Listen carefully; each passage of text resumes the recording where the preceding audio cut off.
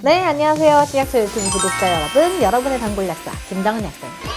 자, 올 한 해도 정말 얼마 남지 않았는데요. 이 한 해 마무리는 어떻게 잘 하고 계신가요?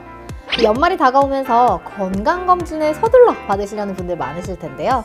지금 검진센터 예약이 막 풀로 차 있어서 예약을 해도 몇 주 이상 대기해야 하는 경우가 많다고 하네요. 이 건강검진은 내 몸 상태를 확인하고 질병을 조기에 진단, 치료하기 위해서 아주 중요한 일인데요.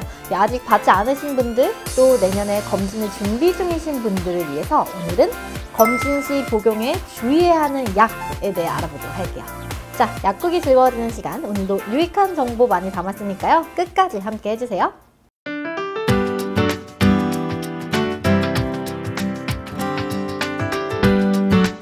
오늘도 잊지 말고 구독과 좋아요 부탁드려요.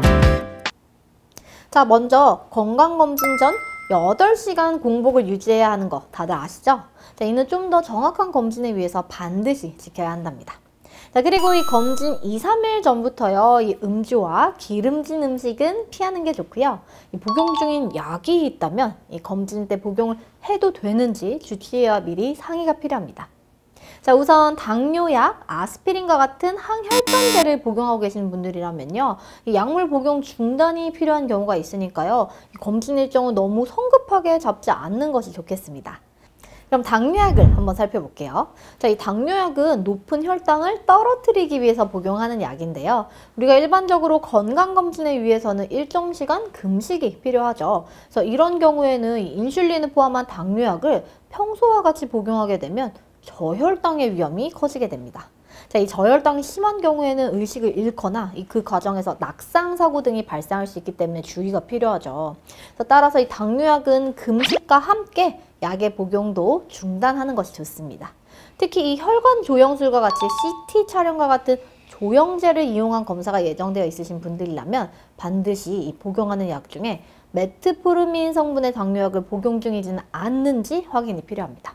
이 CT 검사 시 사용하는 요오드계 조영제의 경우 일시적으로 심장 기능을 떨어뜨릴 수 있는데요. 이 메트포르민 성분의 경우 90%가 심장을 통해 배출되는 약입니다. 이 조영제와 메트포르민이 동시에 투여되면 메트포르민의 심장 관련 부작용이 증가할 수 있습니다. 따라서 이 메트포르민 성분의 당뇨약은 검사 당일부터 검사 후 48시간 동안까지도 이 복용을 중단해야 합니다.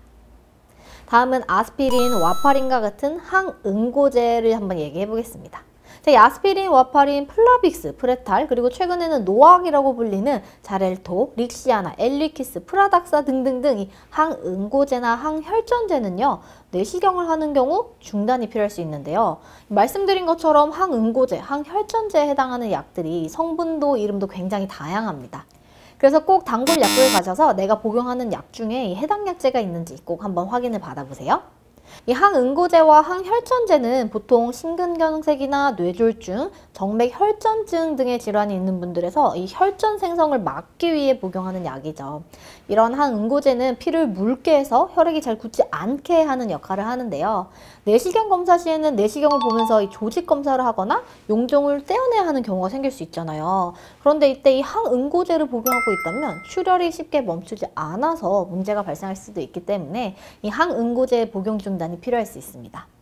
특히 이런 항응고제의 경우는 체내에서 효과가 좀 오래 지속되기 때문에 당뇨약과 같이 하루 전에 복용을 중단하는 개념이 아니라 약에 따라서는 3일 내지 일주일 전에 복용을 중단하여야 하는데요. 그래서 개인에 따라서는 출혈의 위험보다 항응고제를 중단함으로써 혈전이 생겨서 심근경색 등의 기존 질환이 악화될 가능성이 더 크신 경우가 있을 수 있거든요. 그래서 이 한참 예전에 유행어지만 무엇이 더 중한디? 라는 말 기억나세요?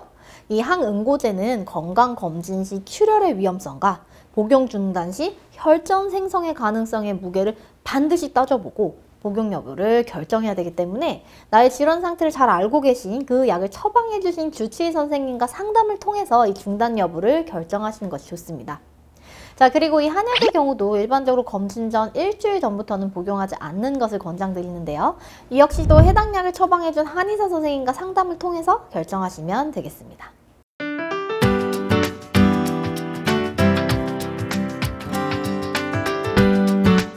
오늘도 잊지 말고 구독과 좋아요 부탁드려요.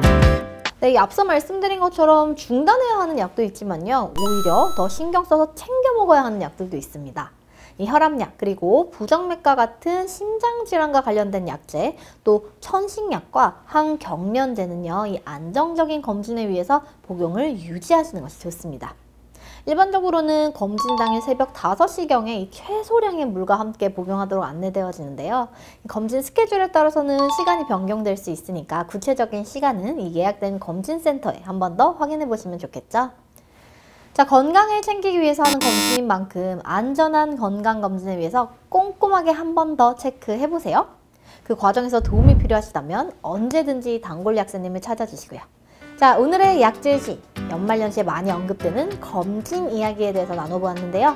건강검진이라는 게 조금 귀찮으실 수도 있어요. 하루하루 생활이 바쁘다 보니까 일정 잡기도 힘들고 또 뭐 하루 일정 빼는 게 힘드신 분들도 있지만 질병 치료에 있어서 가장 중요한 것은 동기발견이라고 하잖아요. 그래서 우리 건강할 때 잘 챙기기 위해서 건강검진도, 또 안전한 건강검진을 위해서 중단해야 하는 약, 또 꼭 먹어야 하는 약 확인도 빼놓지 말고 잘 챙기셨으면 좋겠습니다.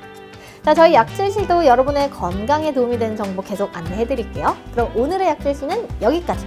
다음 시간에 또 좋은 정보로 돌아오겠습니다. 안녕!